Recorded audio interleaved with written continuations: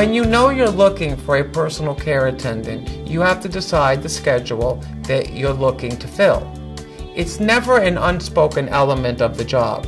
It's what you put in the job ad, whether online, in print, or in a flyer, because you want to make sure that the person that responds is available on those days and those times. You need to give your personal care attendant a very detailed job description.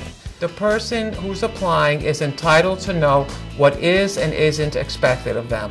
I think too many times what happens is consumers don't want to bother or find it overwhelming.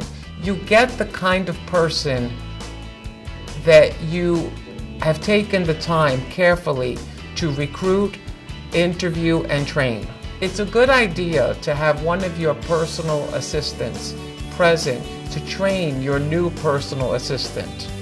The person coming for training should come on 3 or 4 different occasions.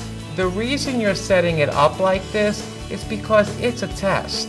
If you do the training in one solid block, it doesn't really tell you much about the person's commitment, whereas if you do it on 4 occasions and you chop it up into an hour or 2 training, you'll see how serious the person is about the job. In an ideal situation, when you're interviewing and training, your personal assistant will be taking notes. That rarely happens. What you need to have is a consumer-generated job description, because it will be the document that you constantly refer back to when things are not working out.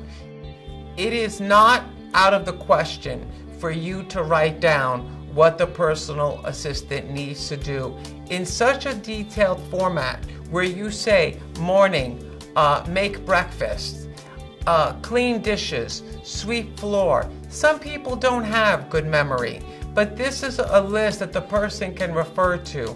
It's not so much micromanaging, you're just letting them know what needs to be done and what's expected. I feel strongly that your best trainer is one of your current personal assistants, preferably your favorite personal assistant, because he or she knows you very well and knows what needs to be done.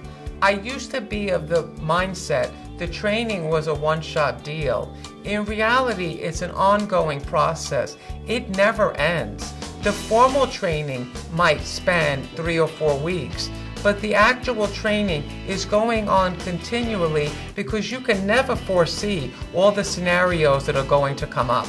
Most people who come to this type of job have never done this type of work before, which is okay. I actually consider it an asset because they don't come with preconceived notions. They're not telling you what's best for you. So you're setting the standard, which is good because that's what you want.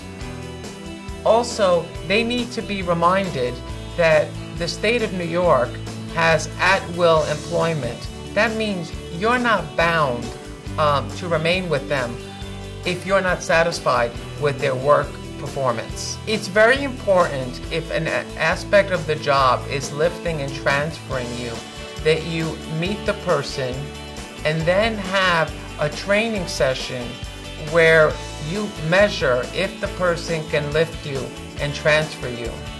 You will know within the first week or 2 whether the person is going to pick up on his or her own, or whether this person needs to be guided step by step by step.